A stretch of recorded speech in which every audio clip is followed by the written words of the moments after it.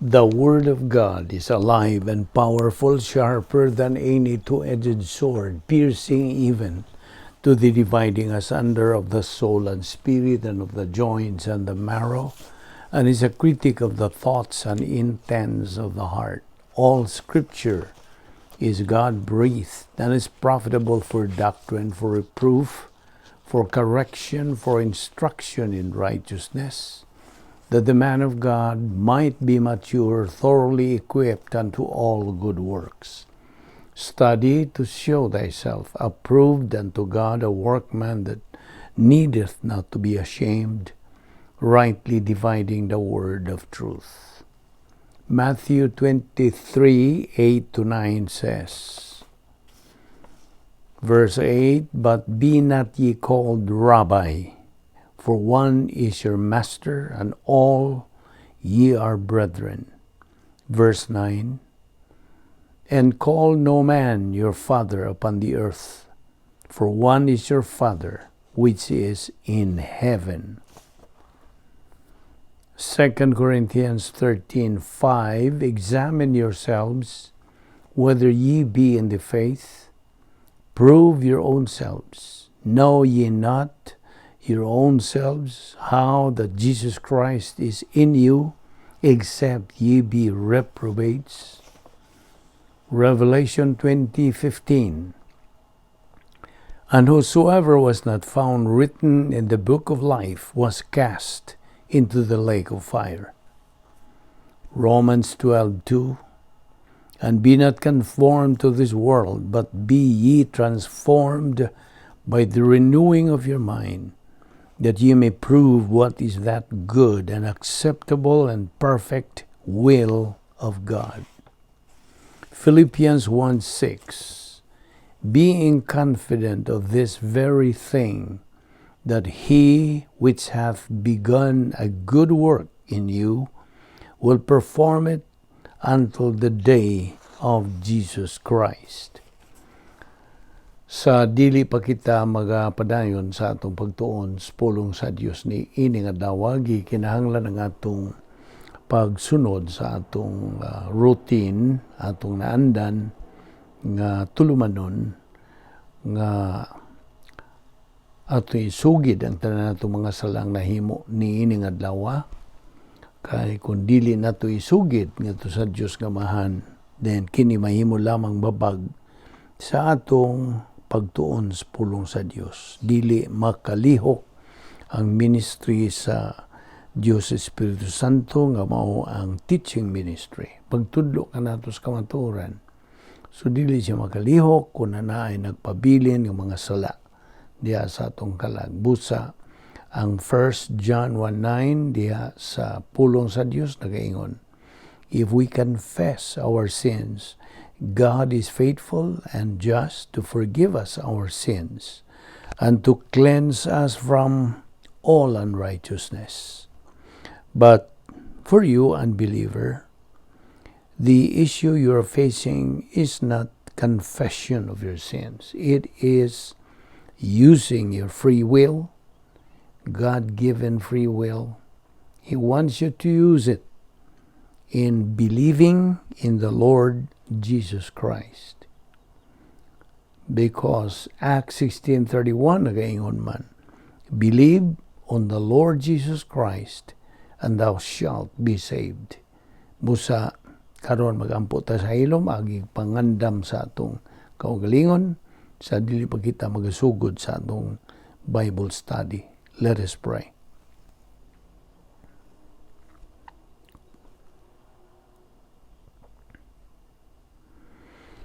Balaan na mo nga Dios, nagapasalamat kami kanimo ni lain na sab nga adlaw nga imong ipadangat kanamo. Aniya kami sa mayong panglawas, askil pa ang among panglihok o nga napay kalantip sa among pangunahuna. Kini gumikan lamang sa imong gugma, sa imong kaluoy, imong grasya. Dili kami gani takos nga mabuhi papan. Ikaw matinumanon magayon sa imong mga saad, samtang nagalihok pa ang imong plano sa tagsa na mo kinabuhi, mao nga kami, gipabuhi mo pa kami Salamat o Dios niing tanan, bisan dili kami takos, uban ni kami karon sa among pagpadayon sa pagkaon sa among tagsa-tagsa kakalag ingon nga imong mga anak. Aron nga kini magatubo sa grasya o kahibalo kang Ginoong Hesukristo. Kining tanan among gipasalamatan sa ngalan ni Ginoong Hesukristo, among bugtong manluluwas. Amen. Well, may adlaw sa tanan natong mga subscribers, atong mga igsuon ni Kristo, o sa atong mga followers nga nagasunod ning atong adlaw-adlaw nga Bible study. Adlaw-adlaw tiwan ni. Dili kini sinimana, dili binuan, dili tinuig, dili kay sa ganahan ka lang, kundi adlaw-adlaw. It is on a daily basis. Okay? Niya pa kita magadupot karon sa atong tunanan nga giuluhan og developing divine viewpoint. Okay, padayon ta. Diretso dayon kita kay taod-taod natang nagahisgot, nagatuki nining bahina apan bisan patuod nga usa kini sa paagi sa atong pagtuon sa pulong sa Dios nga balik-balik kanang pagsubli-subli o sa silsil gayud sa atong alimpatakan, atong kalag kining atong gipangtun-an. Okay, now kagahapon atong gisgutan kadtong the Christian way of life, which is a supernatural way of life. And we have already defined it as the Christian way of life is a supernatural way of life. And as such, it requires a supernatural way of execution. So, atong gisgutan kagahapon nga dunay duha ka klaseng magtotoo, negatibo o positibo. So, kadtong mga negatibo, walay gana sa pagtuon sa pulong sa Dios. Walay kainit, walay gugma, walay pagpanumbaling niini sa ato pa ilalanggi kanang salikway ang paagi sa Dios. Mao na ang tawag ini mga maong magtutuo, mga negatibo. Okay? Mga luwas. May question sa kaluwasan, kaya mahitabo ang kaluwasan, makaunsaman lang. It only occurs once and for all. Okay? So, diha sila nagpabilin nga mga magtutuo, apan ang ilang kinabuhi, dinhi sa ikaduhang bahin sa plano sa Dios, believer in time, wala matunong sa plano sa Dios. But pasabot, nagkinabuhi sila nga sa maragihapon sa dili magtutuo. Sabtag yun na. So, a negative believer will tend to doubt his salvation. Nagyod. He has the propensity, has the tendency nga mo kanang magduha-duha siya ug luwas ba siya. Ngano mang moabot man sila ni masangko man sila sa pag duha-duha. Ngano? Tungod kay wala lagi sila doktrina. So, produktor gyud sila sa ilang desisyon nga dili sila magtuon sa pulong sa Dios o nagpabilin gani sila sa pagpasilong sa relihiyon ni samot na kay ang anaa sa relihiyon, mga tradisyon, mga superstition, mga ritual, mao ni ang mga praktis sa relihiyon nga wala matunong sa plano sa Dios. You see? So, ang ilang pagdahom nga na sila susto. Nakita nimo ang paglingla ni Satanas nga mao ay nagpaluyo sa relihiyon. Mao man gyud ang trabaho sa Satanas. Kanang mulingla, mulansis, kanang mukabig, maningkamot gini sila. You see? So, makaluluoy ang usa ka magtutuo nga anaagihapon siya sa relihiyon. Kay kini sila What ay mahimo, mao man ni description gyud pulong sa Dios nga ang usa ka magtotoo nga negatibo, gubot gyud ang iyang pangunahuna. He is a confused person, disorganized, nagkayagaw na lang gyud, kaguliyang lang gyud ang ana sa iyang pangunahuna. He is disoriented to the reality of life. Just imagine. O niya, miserable, makaluluoy, o yamot. He is unhappy. He is unsure, unstable. So, in short, usa siya ka pildiro nga magtotoo. Pildiro. Nga dili ra bagyod ang Dios buot nga siya mahimong pildiro. Kabubuton sa Dios nga ang tanang mga magtotoo, mga anak niya magmadinaugon sa kinabuhi. Mao ni atong tuki ning uluhan nato sa tong hilisgutan nga developing divine viewpoint. Mao ni bahin kiti sa atong pag-develop, pag-ugmad sa atong pagkat-on sa kaalam sa Dios, hunahuna sa Dios, pasidaan sa Dios, pahimangno sa Dios, plano sa Dios, tuyo sa Dios. All of these things.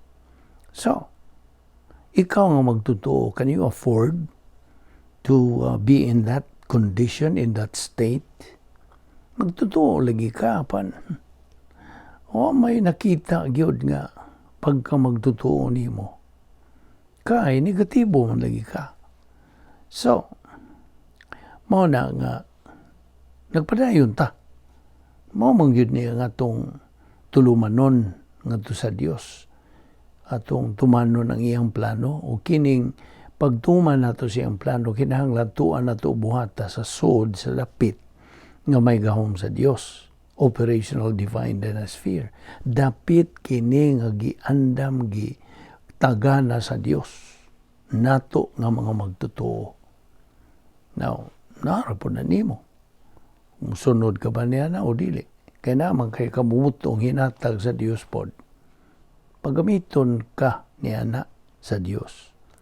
So, okay, ang turugod ta sa kanang 1 Corinthians chapter 3 verses 1 to 3. Now, kini naghisgot kini og karnal nga magtotoo gyapon.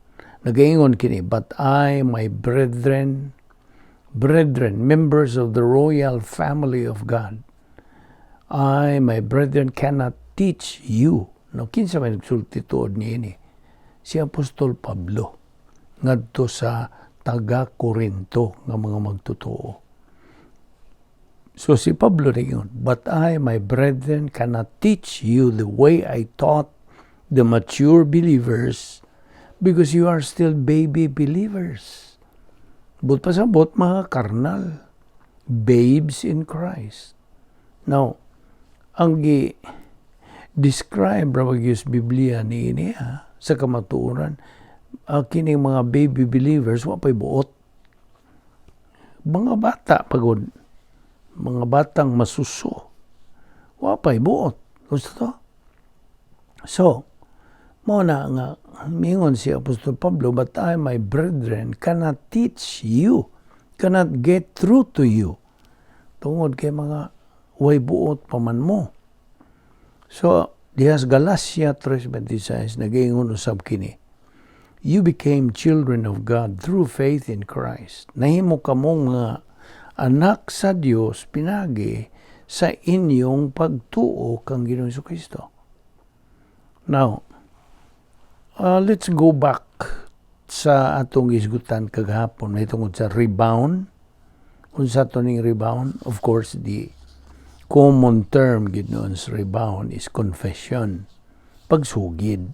Okay? Now, naibaw naman ta nga sa dihangang usa ka magtotoo mo rebound. Okay? In other words, mugamit siya sa 1 John 1:9. Unsa gisulti to sa 1 John 1:9, if we confess our sins, He, God, is faithful and just to forgive us our sins and to cleanse us from all unrighteousness. Na. So, paggamit sa magtutuo ni ining rebound, then nahimo siyang spiritual. Okay, sabta na. Spiritual, dili na siya carnal. Now, when a believer ignores to rebound, dili niya panubalingon, dili siya musugid siya mga sala, he remains unsa carnal. Carnal. Naarabito na sa pulong carnal, karni, fleshly, unod nun. So, buta sabot, nga ang nagadumala siyang kinabuhi, dili ang Espiritu Santo, kundi ang iyang kinaiyang makasasala. The old sin nature. Now, atong i-diferensya nimo ang pagka-spirituhanon o pagka-karnal. What is spirituality? If I may ask you, what do we mean by spirituality? Well, in simple parlance, nato, spirituality is the control of God the Holy Spirit in a believer's life. Mo na spirituality. Ang panang carnality, it is the control of the old sin nature. You see? Just as simple as that. Klaro kayo na. Now, it is impossible for a believer to please God kung siya gidumala sa iyang kinayang makasasala. Imposible. Now, at the point of salvation, nahibawan ta, this is a review na pod, there were two major things that happened to us at the point of salvation. Number one, permanent. Number two, temporal. Now, unsa man yung permanent? The permanent thing is the eternal relationship with God. Diha nga migamit sa atong kabubuton sa pagtuo kang Ginoong Kristo nga atong manluluwas, maotoy eternal relationship with God. Hangtod na dayo na kana nga relasyon nato ngadto sa Dios pinagi sa kanang pagtuo nato kang Ginoong Kristo through the baptism of God the Holy Spirit. That's permanent. Permanente, ha? Di na matangtang, di na mabakwi, di na makansilar. Permanent. We are now eternally related with God. Permanent. That is family relationship. Now, sa dihang na tao ka diha sa imong lawas, physical birth, of course, nahimugso ka man sa imong panimalay. So that is your relationship to your family. Permanent. Ikaduha, nga major thing that happened to us, mo nang temporal. Unsa man ning temporal? Ang atong pakigambitay sa Dios. Fellowship. Kini, ginganlan natong temporal, kaya matangtang manis panahon nga kita makabuhat og sala. Sabot? So sa diha nga makasala ta, o bisag unsa na itong sala, sa nahuna, sa dila, sa buhat, any of those. Kaya mga personal sins man na. Nawa rabay gisgutas Biblia nga mga mortal sin o mga venial sin o kanang unsa ba itong uban? Cardinal sin o kung saan na diha dili. Wa na diha pulong sa Dios.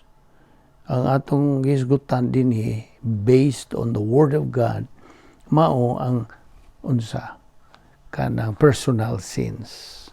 Personal. Mental, lingual, or overt sins. Now, so mo katutoang yun mo nga duha ka major things na itabo na to. Unya, kanang mao na kana ang akong padayag kanimo, gipaklaro kanimo nga once we commit sin, out we go sa atong kanang temporal fellowship. Pero ang Dios tungod sa iyang grasya nagsangkap kanatog paagi nga kita mahibalik dayon, di ta magdugay sa gawas. pabalikon ta sa Dios kay iya gutang mga anak. Kay sa panahon nga kita makasala, gipakasama ta sa niadtong sugilanon diya sa Biblia may tungod sa prodigal son. Numdum ka? Ang bata nga buot siyang mo kuha sa iyang kanang sa gitawag sa Biblia, erensya, iyang mga kabilin, iyang mga kanang panulundon, mao ba kana? Anyway, heir man lagi siya nga. So iyang pangayo siya nga amahan.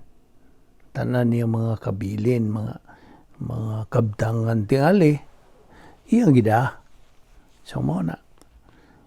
Sa diha nga kita mo gamit sa 1 John 1:9, ipagkasama ta niya itong prodigal son nga mibalik ngadto sa unsa iyang amahan. Kita may balik sa atong fellowship, pakig-ambitay. Di man niya, ang fellowship is pakig-ambitay sa Dios. Okay?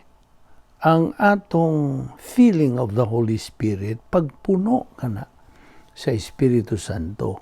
Sa diha nga, mahuman ka paggamit sa rebound, okay? At the moment you rebound, ikaw may siguli ngadto sa imong pagkikumitay sa Dios. Kaya ma-restored ang imong fellowship with God. At the same time, you are being filled with God the Holy Spirit. Napunan ka sa Espiritu Santo. O at the same time, of course, gikontrol ka. Gidumala ang imong kalag sa Espiritu Santo. Kasabot ka? So, kung bahay na gani sa rebound, do not hesitate. Ayaw pagduha-duha. Don't hesitate to use rebound. Use it. Kay ipagamit ka na sa Diyos. Apostle Paul was telling the Corinthians sa kadtong 1 Corinthians 3:1-3, iyang gisultihan ang mga magtutuo dito sa Korinto. Nga mga magtutuo to be spiritual. O sa pagpadayon sa pagkatuon sa pulong sa Dios. So he can get through them. Mo ito gisulting Pablo. Padayon mo sa pagtubo diya sa grasya kay balo kang Ginoong Kristo. Teach them. Mo kadto gisulti ni Pablo. Teach them advanced Bible doctrine. Advanced. Dili kay mga sinugdanan lang. Okay, o sa tutawag na to sa mga carnal believers, katong Griego nga pulong, sarkikoi. Okay? So, carnal. Mao kanibot pa sa bot. Carnal nga mga magtotoo, sarkikoi. Now, ang ilang kinabuhi, samara sa mga sukikoi. So, kita nagatuon sa plano sa Dios. Niining atong gihisgutan. So we will know unsaon na to pagkinabuhi kining paagi sa Kristohanong paagi sa pagkinabuhi. How to be able to live the Christian way of life. Kaya mo man kini atong gitutukan karon. Kay atong giingon nimo nga Christian way of life is a supernatural way of life. Okay? Ang usa ka magtutuo, wala siya kapilian whether he wants to become a winner or a loser believer. I mean, naon sa ba? Dili kay wala siya kapilian. Ang magtutuo, let me stand corrected. A believer has a choice. Naa siya ay kapilian. Whether buot ba siya nga mahimo nga mananaog nga magtutuo or magpabilin siya nga pildirong magtotoo. It's all a matter of choice. No na. A believer has a choice. So, ato na magitunan the fact that a person who believes in the Lord Jesus Christ as Savior, doon na siya duha ka mga butang nga naitabo lagi sa iyang kinabuhi. Union with Christ, eternally, and secondly, fellowship with God temporarily. So, kining duha ka mga butang had changed that person automatically at the moment of salvation. Now, a believer nga wa masayod, way alamag, bahin ni ining this particular doctrine mentioned is, mo to, kung iyon mo, is a confused, disoriented, disorganized person. Although he is a believer, saved person. Kay, di man ikatong prinsipyo, once a believer, always a believer. Na narabay mga pundok ng mga Kristohanon nga dili makadawat niini. Wag yun sila makakita sa punto nga timos bugos nga nagaingon nga tinuod, once a believer, always a believer. Once saved, always saved. Kaya wa sila makakita nga kini gisuluban kini sa doktrina sa eternal security. Di man Indian giver ang Dios nga iyang bawion man ang iyang gihatag nga kaluwasan nimo. You see? Why tao nga makatangtang nana? Unya mga anumang musupak ka manining maong prinsipyo nga iya man ang kanang sulti sa Dios, iya maning hunahuna, iya maning kabubuton. Nga human ka mo dawat sa kaluwasan, luwas ka na. Di na matangtang ang uban kay napamailang yung matangtang na makasala ka. Di naman isyo ang sala kung bahin na sa kaluwasan lagi. So, always remember that. Isil-sil na yun na siya sa imong kalag. One is a believer, always a believer. One of God's provision for every believer is rebound. Balik na butas rebound. Kana, mo na gitawag na to o grace recovery. Grasya nga pagpasig uli. Now, so, kung malikon tong 1 Corinthians 3:1 nga si Pablo nagaingon nga tos mga taga-Korinto nga, my brethren, I cannot speak to you as I speak to mature believers. Tungod kay kamo mga bata pang muhay buot. Okay? Still babes in Christ. Luwas na mo. O bisan luwas na mo, gidumala mangyapon kamo sa inyong kinayang magkasasala. You are still controlled by your old sin nature. Sa laing pagkasulti, kamo mga bata pa diha ni Kristo. Wa man mo manggitubo spiritually. Tungod kay ang inyong mga pasiuna sila sayop man. You have wrong priorities in life. Dili man ang Diyos ang iyang pulong mo inyong gihatagag pasiuna. Lain mang inyong mga pasiuna. Now, mao na nga, unsa man mo pag-apply og doktrina nga wa man kay doktrina. Sabot ka. Believers should apply doctrine to experience, not apply experience to doctrine. We should know how to move towards spiritual maturity. Kini nga atong ginabuhat adlaw-adlaw. This is one of the kanang importante bililhon nga paagi. Protocol kini sa Dios nga atong isunod. Kay we can only move forward sa atong espirituhanong kinabuhi ngadto spiritual maturity only through spiritual momentum. Inumdum ka sa atong spiritual momentum, espirituhanong pagbuylo. Meaning, a believer's building up spiritual muscles. That is the only way that a believer can grow spiritually. Spiritual momentum. Ako na ito kang ihatagan o ihimplong ito dining momentum. Ato na kung kwaon ng pulong momentum. Now, sama na. Kining momentum, nagpasabot kini og makanunayon, malahutayon. Momentum. nga persistent ka, consistent. So, kini nga itong ginabuhat, this is part of the spiritual momentum. Pagbuylo. Saan man mo pagsaka o mag-drive ka, saan man mo pagsaka nga tos patungas. Patungas, saka. Sama niya ng mga kanang kadalanan diya sa San Francisco. Kung nakaadto ka San Francisco, grabe kayo, labihang tuktok ka, ng ilang mga karsada diya, mga kadalanan diya sa bag-o pa may diya.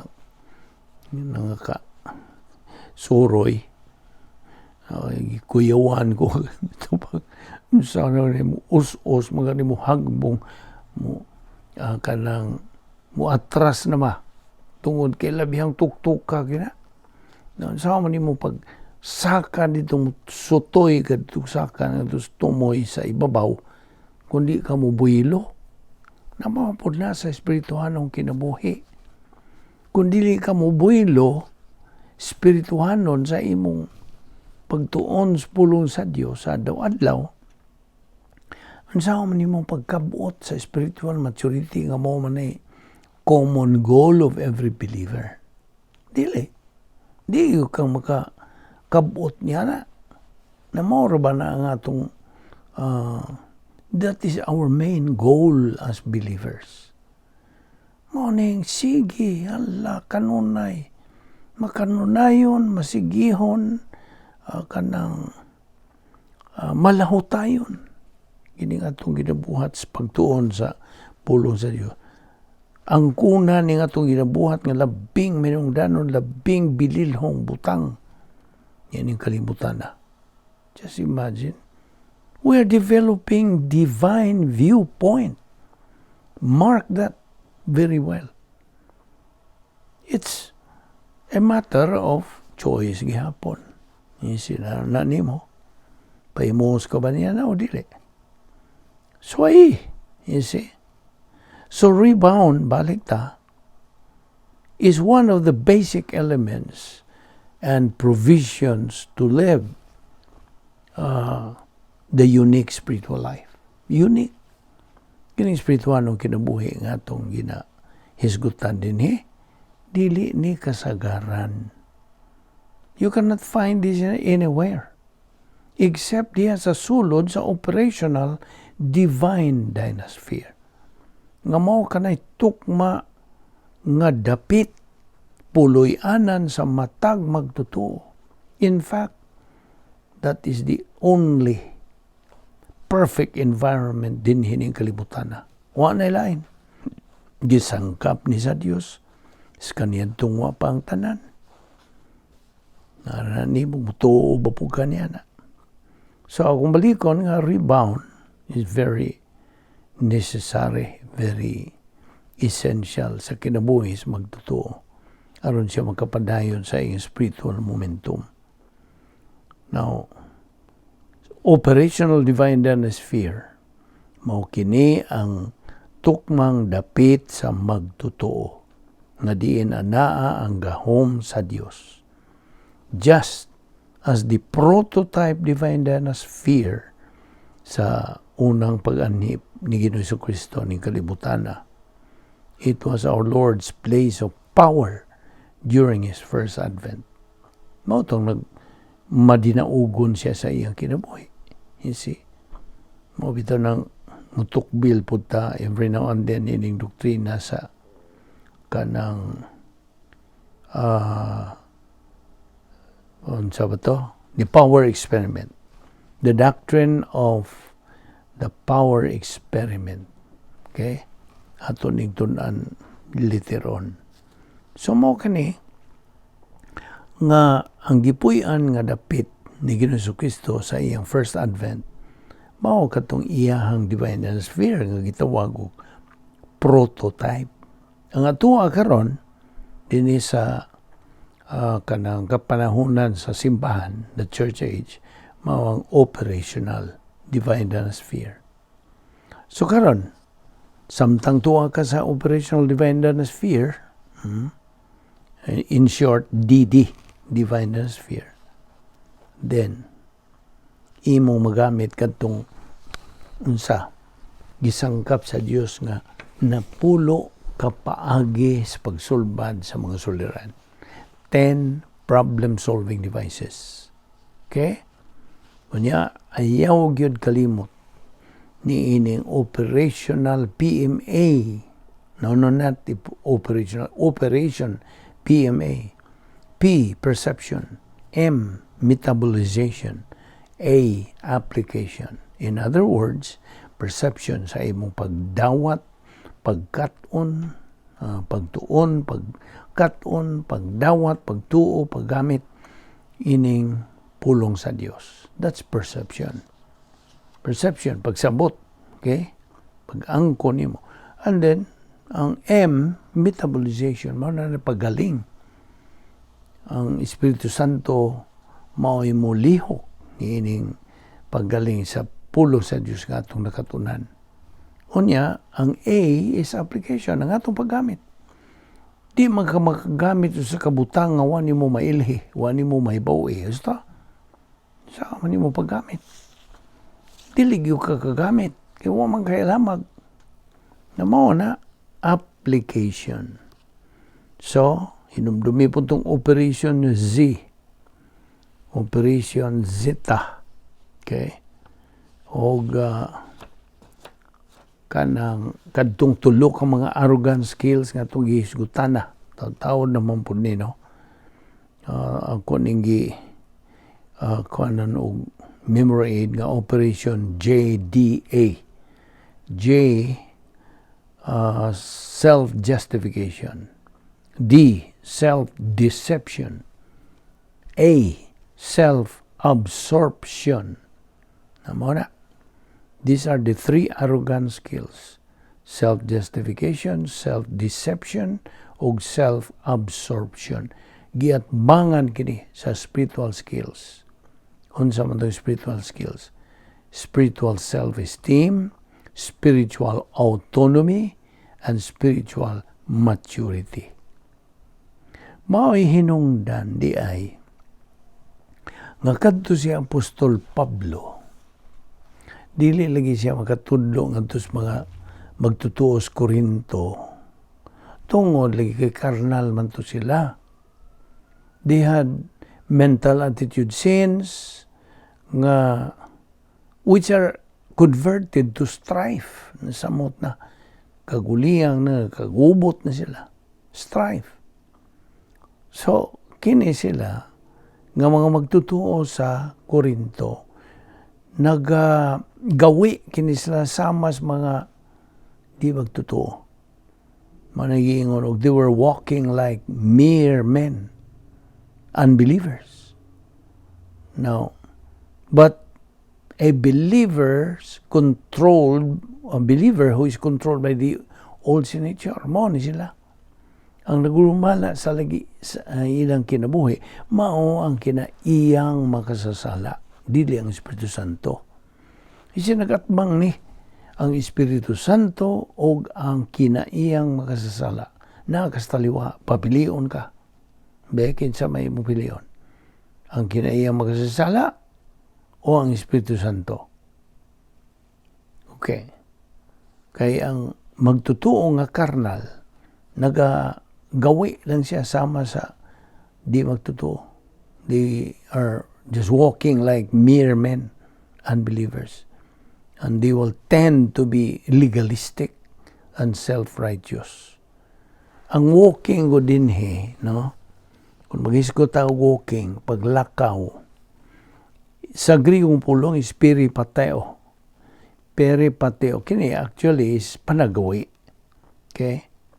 Walking dinhi, nagpasabot, dili kay how he walks, saan niya paglakaw, unsaon niya kanang sa iyang sinultihan, how he acts, but what is inside, unsa ana sa sulod sa iyang mental attitude.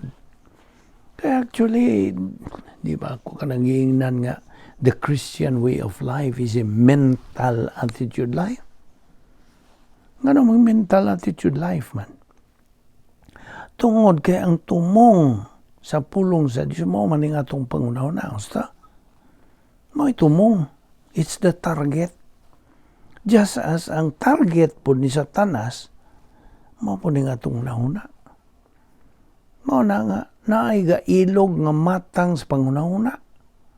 Divine viewpoint versus human viewpoint. Noon sa may labawan ng duha, of course, ang iya sa Diyos. Kay, just imagine, Isiyas, 55:8-9, balik-balik na to ni Kutlo, kining mga bersikulo kay, mga manin nagpa-ligon nga. Why makalabaw sa pangunahon na sa Diyos?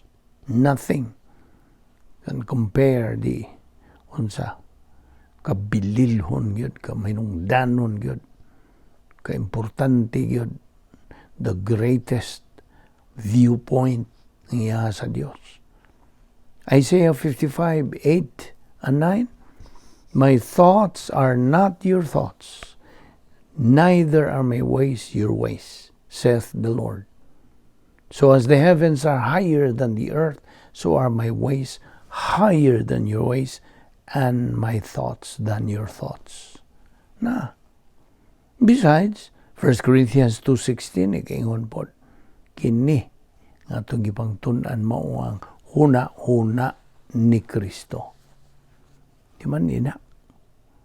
Well, of course, I hope na sil-sil na yun na nimo. So, it is what is inside our mental attitude. Now, ang phrase tuod nga mere men, kung sabot nini, mere men, kini nagpasabot nga ikaw gidumhala sa imong kinaiyang makasasala. Karnal ka. Reversionista ka. Ikaw nagkinabuhi sama sa dili magtotoo. Sabot? Although, kini mao magtotoo atong gisgutan, karnal, wala gina muwa ang iyang kaluwasan. Intact yun ang iyang kaluwasan.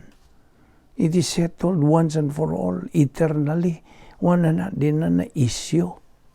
Sabtagi na. Kinaghan pa mga magtotoo nga. Di magatdawat ni ini. You see? So, maupo na hila. Okay? That is their decision. Man is always a product of his decision. Now, God still loves that carnal believer like the way He loved him. So diya, nga didto pa siya sa sulod sa operational divine sphere. Sabtag na. Dili mausab ang gugma sa Dios. Now, inumdumi kanunay ang paggamit sa rebound technique, recovery provision. Unsa katuto isulti 1 John 1:9? If we confess our sins, He is faithful and just to forgive us our sins and to cleanse us from all unrighteousness. Human yun ni mos pag-rebound, you are back in fellowship with God. Balik. Sugod na po ka sa imong pagkikambitay sa Diyos. So, naibaw naman ka nga ikaw dumalahon sa Espiritu Santo o you are filled with God, the Holy Spirit, at the same time you are in fellowship with God. Ato ning ipadayon ugma. Dugang pagyud niini. May tungod niining rebound ug uban pang mga doktrina. Part of our topic, developing divine viewpoint. Magampo ta. Amahan na mo langit nun, salamat nining laing higayon nga among gipahimuslan ng imong grasya. Salamat niining panahon, labing manong danong higayon sa among kinabuhi. Niining adlaw, walay katandi nga bilinhon o kamayong danon niining kalibutan na. Dasiga kami sa pagpadayon, pagkamalahotayon, sa pagpakaon sa among kalag. Salamat ni ining among Bible study through the YouTube sa Balbido Evangelistic Ministry. Kining tanan among ipasalamatan sa ngalan ni Ginoong Hesukristo. Amen.